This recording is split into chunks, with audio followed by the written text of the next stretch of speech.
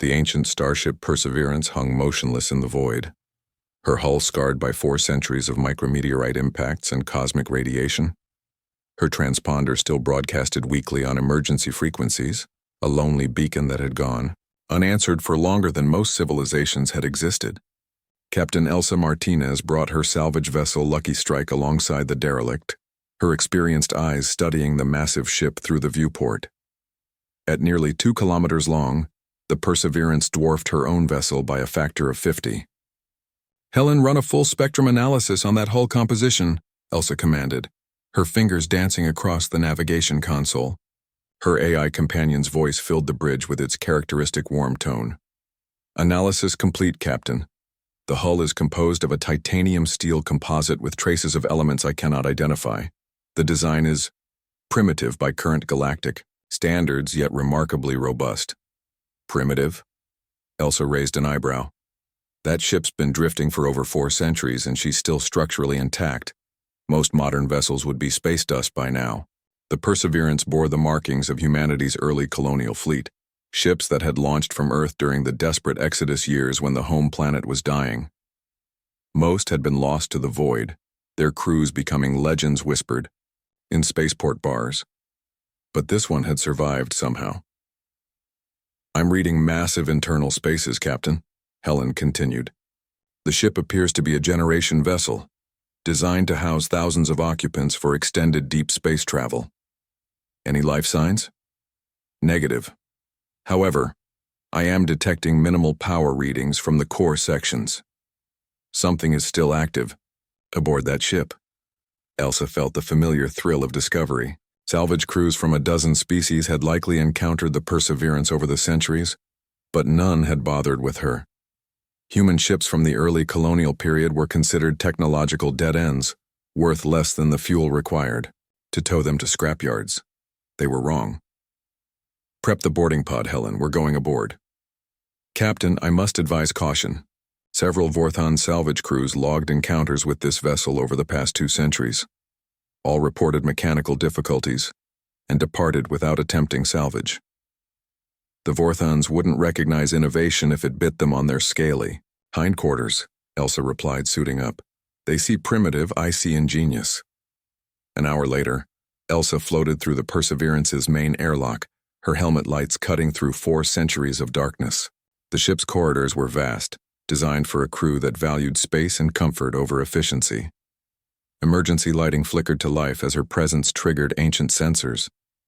"Remarkable," Helen's voice crackled through the comm system. "The ship's systems are responding to your presence. I'm detecting power routing to primary corridors and life support systems." Elsa made her way toward the command deck, her magnetic boots clanking against the deck plates.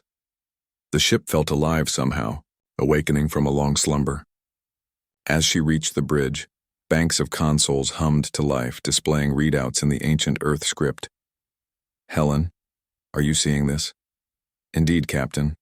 The ship's computer systems are attempting to establish communication protocols. I believe—" "Yes, I'm receiving a data transmission." The main view screen flickered, then resolved into the image of a middle-aged human woman in an early colonial fleet uniform. Her eyes held a mixture of hope and desperation that transcended the centuries. "If anyone is receiving this message," the woman began, "my name is Commander Sarah Chen of the UES Perseverance. We have been stranded for— God, has it really been that long? Our navigation systems failed during transit, and we've been drifting ever since.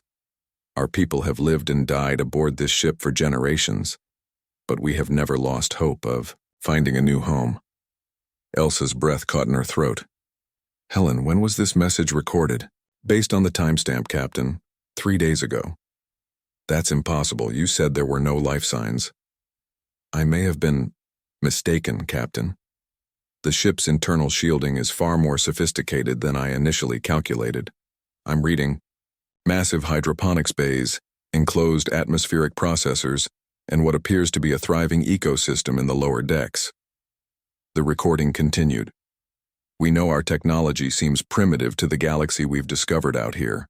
We've monitored communications for decades, learned your languages, studied your cultures. But we're still human, and we've never forgotten what that means. We've spent 4 centuries turning this ship into something more than a vessel. We've made it a world. Elsa moved to the command console, her hands trembling slightly as she accessed the ship's internal sensors. Deck after deck revealed itself. Vast agricultural sectors, manufacturing bays producing advanced composites, research laboratories that had spent centuries perfecting technologies the galaxy had never seen. "Captain," Helen's voice held a note of awe. "I'm reading population centers throughout the ship. Approximately 50,000 souls, human souls, living in a completely self-sustaining environment. They've created marvels down there. Closed-loop ecosystems, quantum biological computers, gravitational manipulators that shouldn't be possible with their base technology." The recording reached its conclusion. "We know salvage crews have found us before. They see an old worthless hulk and move on.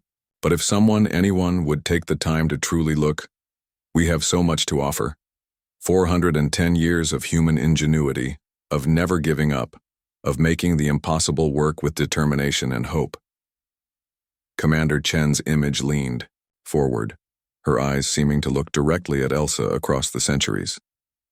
"We don't need rescue. We need partnership. We need someone to believe that humanity's greatest strength isn't our technology. It's our refusal to surrender."